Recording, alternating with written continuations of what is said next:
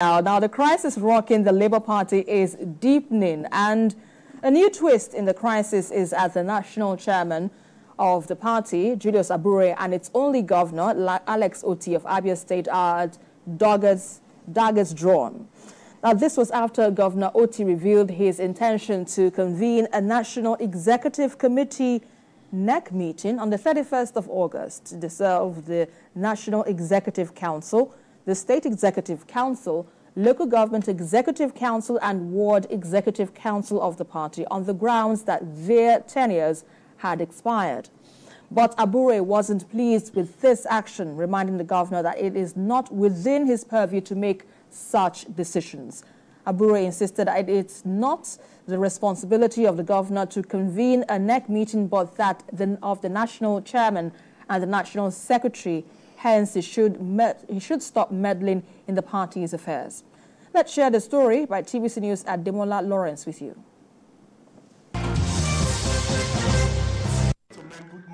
The Labour Party national chairman angered is stirred by the recent meeting with Governor Otti, where the Abia State governor declared his intention to convene a National Executive Committee meeting on the August 31st to dissolve National Executive Council, State Executive Council, Local Government Executive Council, and Ward Executive Council on the grounds that their tenure had expired.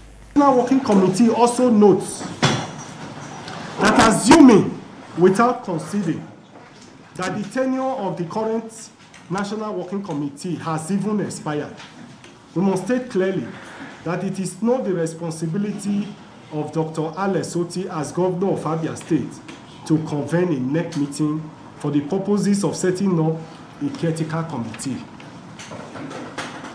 It is still the responsibility of the national chairman and the national secretary of the party to convene such a meeting. He also told journalists that the National Working Committee of the party has established a disciplinary committee to henceforth and sanction any erring members on who make decisions that could undermine the party. The party will not hesitate henceforth to discipline any member of the party, however highly placed, who is not ready to obey the constitution of the party and indeed obey the lawful directive of the leadership of the party.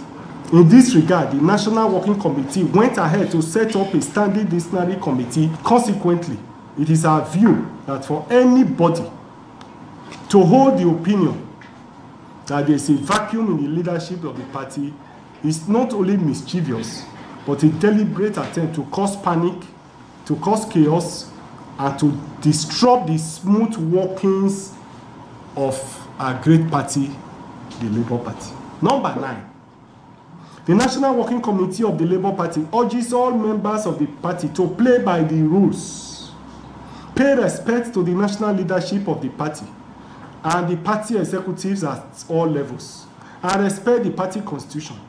However, the Labour Party chairman disclosed that until the recent omission of the party from INEC, discussions with political parties, there had not been rift with the commission.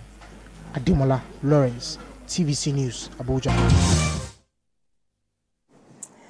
Now, BKO, this is a new development in the Labour Party. With this rift now, one wonders what is left of Labour Party. What do you make of this continued rift? I feel for the Labour Party because it's clear that the power people within the party are tired of Julius Abure. And I'm sure Julius Abure knows that. Because when he organized that convention on the 27th of March this year, all the key elements within the party stayed away. They stayed away. If you have only one governor in Labour Party, if the governor is staying away from your events, if Peter Obi too, he chose not to go, and your National Assembly members too stayed away, that's a clear message that they are sending to you, that we are tired of you, leave us alone. And he's facing legal battles arising from accusation of against him, accusations of forgery and all that. They substituted the forged documents and stamps of the party, and people who are not supposed to be candidates were substituted in place of those who actually won primaries. So this battle has always been there. Obi actually pushed that he should organize a convention that brings everybody on board. But that was not what happened. Apart from the obedience who are quarreling with him, Labour itself, that's NLC. You know, they had to picket the Labour Party secretariat. You know, they too want to take control of the party. So the battle for the soul of Labour Party is alive and well. That battle is on. Because if I'm confused about the role of the NLC in this, because Abure said that Otti took the decision to convene a convention on August 31 because of what INEC said earlier, that the tenure of the President WC of the party and at the state level had expired. But he is saying, no, that the governor has no power to call a convention. Unfortunately, because it's just one governor. Yes, you could say it may not succeed. But in the APC, it was governors that came together and sacked their national chairman and put one of their own as acting national chairman and extended his stay by 6 months. Governors taking all those decisions. And when they were tired of their own colleagues that they put there, they were still the same people that came and said, no, now we must do a convention. This person must go. So governors have the power to run their parties. That is the difference between the political parties of the 80s and the present day. Yes. In those days, the Awolowo era, which governor will look into Awolowo's face or look into Adisa Akinloye's face? Because the party sponsored people for election.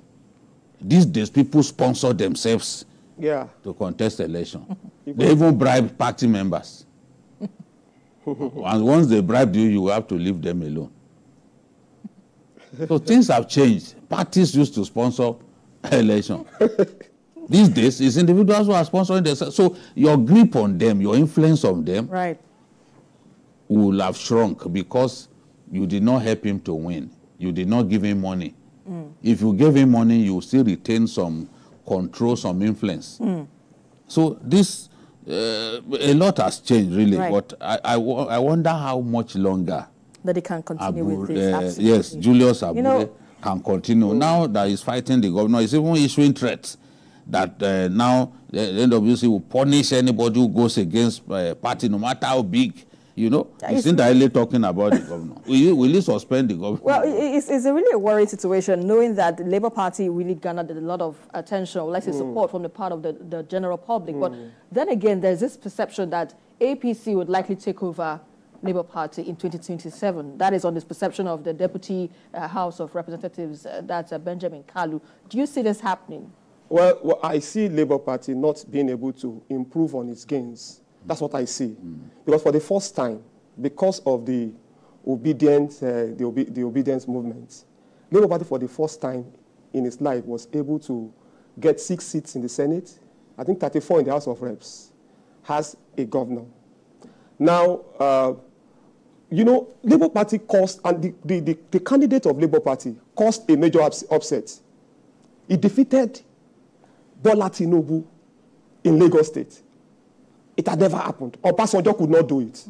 Obasanjo, almighty Obasanjo could not do it. But Peter Obi did it. What I would have expected is for Labour Party to improve on its gains. But I can tell you, if things continue like this, Labour Party will not be able to repeat the feat. So if APC or whatever party, you know, is able to emasculate Labour Party, who do you blame? Labour Party has itself to blame. Absolutely. The Labour Party has not manage this success exactly very well. Absolutely. So yes, you understand. And what is Labour Party without the obedience? Absolutely. But indeed, Labour Party needs to improve on its gains from what you've stated so far. Thank you so much, gentlemen, for your insights on the show. Paul Dada, as well as Babajide Kolade Otitoju. We appreciate your insights on the show. Well, that's it on Journalist Hangout today. Join us again tomorrow for another episode of the program. You can watch a repeat broadcast of it tonight at 11. Join us again from Sunday from 1:30 to 3:30 p.m. We are also on YouTube at youtube.com/TVC News Nigeria.